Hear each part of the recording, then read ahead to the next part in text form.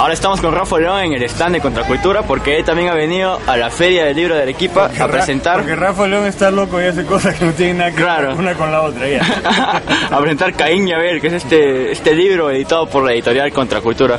Rafa, háblanos un poco en qué consiste esto para la gente que no sabe. Pero yo primero quiero hacerle un cherry a la editorial Contracultura. Estoy muy impresionado porque siendo Contracultura tiene uno de los stands más grandes y más diversos y más interesantes de historietas nacionales. Sí, es impresionante. Bueno, mira, esto es una especie de paréntesis en mi vida. En el año 87 yo estaba medio desocupado.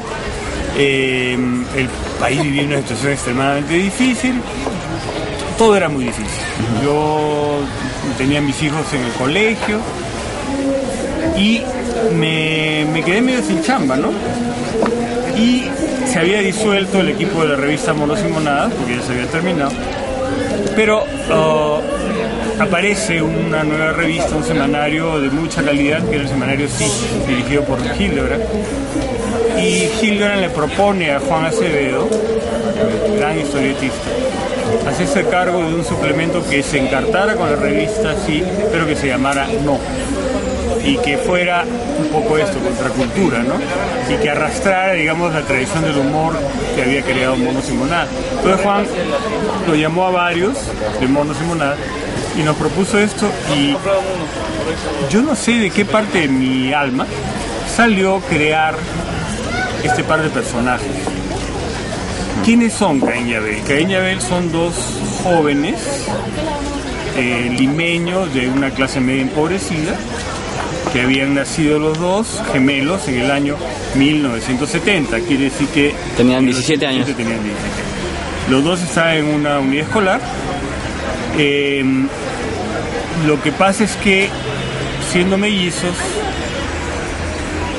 tuvieron un problema, que es que a la madre le habían tenido que extirpar un seno por un tumor, y entonces podía lactar solamente uno de los dos, y lactó Abel.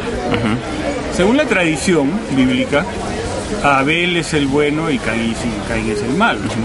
En ese sentido, esa historia del bueno que lacta de su madre seguía siendo coherente, porque el otro no había lactado nada y era un marginal y se suponía que era el malo. Pero resulta que esto se invierte, es una especie de juego de la otra moral, ¿no? Donde Caín es un músico, un músico subte, claro. Nunca punk, subte. En una época en la que la movida subte en Lima era muy fuerte. Ahora, yo no tenía nada que ver con la movida subte, no tenía ni idea ya que existían. Y era muy agresivo contra el sistema en algunos momentos, y te darás cuenta si lo lees. En algunos momentos incluso llegaba como a rozar la alternativa subversiva, ¿no? Pero siempre desde la música. Tenía su enamorada, tenía su perro y tenía su grupo de música. Se llama Flatulencia. Se llamaba Flatulencia, ni más ni menos. Mientras que Abelito, que está maravillosamente retratado acá por Alonso Núñez, que sigue la tradición de los grandes acuarelistas arequipeños. Este es Caín, ¿sabes? Abelito era una especie de beato, medio mariconete, perfectito, primero de la clase, medio ganso, muy ganso, pero muy malo, muy intrigante, muy civilino, ¿no? Y muy arribista. Lo único que quería era que esa vida miserable de su familia pobre, que es muy pobre, se convierta en una historia de cuento de hadas, ¿ya? El papá era un vendedor de enciclopedias. Los sillones de la casa estaban sin patas y usaban ladrillos para que no se caigan. El papá bebía mucho, la mamá tenía una vida totalmente frustrada, y Abel todo lo idealizaba, ¿no? Si la mamá hacía un almuerzo para la familia con ajicito de gallina, para él era una cosa palaciega, mientras que Caín hacía todo lo contrario, todo lo denigraba, ¿no? Tomó esta idea de que el sistema. Entonces, la estructura era por semana una entrega en la que cuentan los dos la misma historia, pero desde su perspectiva, claro. Y por ejemplo, Caín pone su letra subte y el otro hace su poemita, ¿no? Entonces vamos a agarrar al azar, por ejemplo, ¿no? se da el intento de la estatización de la banca, ¿no? Y bueno, esto remece mucho a Lima, sobre todo al Perú, pero a Lima en particular. Y entonces cada uno toma posición. Obviamente Abel está en contra de esto y se pone la vincha del Movimiento de Libertad, y Caín está, pues, obviamente, ¿no? Más allá de él. Entonces la letra que compone Caín a raíz de este episodio es esta, ¿no?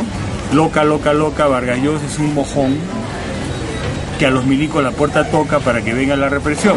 Loca, loca, loca, tú tienes tu propio vacilón. Vargas Llosa es una loca que me llega el repinchón. Aborto, aborto, aborto. Vargas Llosa es pichicón. Y bis 35 veces, ¿no? Mientras que esto se contrasta con lo que escribe Abel a propósito del mismo episodio. Madrecita linda y hermosa, te pareces a Vargas Llosa por blanca y por distinguida, y te quiero por toda mi vida. Madrecita de mis amores, la existencia es una nada si es que del gobierno los señores quitan la propiedad privada. Esta era la confrontación del discurso de la época, ¿no? Claro. Solo que con la moral invertida, ¿no? Ahora, como te digo, fue un episodio de mi vida, pues yo no sé de dónde saqué estos personajes, no sé. Es más, los olvidé. Nunca los coleccioné ni nada. Pensé que nadie los recordaba. Y de pronto resulta que hay gente de esa generación que los coleccionaba, como tu padre. Y se crea en internet una web que se llama Caín y Abel. Y entonces Benjamín de la editorial Contracultura, la recopilación, yo jamás había pensado. Y bueno, le hicimos, se hizo una presentación en la Feria del Libro de Lima con que me encantó, con grupos sub de la época. Claro, estaba Narcosis ahí, Huicho García y Pedro Madueño. Daniel F. ¿no? Como copresentador. Y resultó siendo, si no me equivoco, el libro más vendido de la feria, ¿no? Para mí es una sorpresa absoluta. Ahora, yo no sé en Arequipa cómo vaya a pegar, no sé si... Supongo que ha habido movidas subte también, ¿no? Entonces, alguien se acordará de esto. Okay. Otra cosa interesante es que por más que estos personajes fueron creados en los 80, tienen plena vigencia. La mayoría de adolescentes tienen este tipo de... Sí. Quizá cambien los referentes, ¿no? Porque, y claro, quizá ya no sean pues de... Eso es importante, ¿no? Quizá ya no sean de Lince o de Santa Beatriz, porque Lima cambió mucho. Ahora serían pues, no sé, de algún cono, o no, habría más vida de gran supermercado, toda esa cosa que en esa época ahí se le ocurría, pues, ¿no?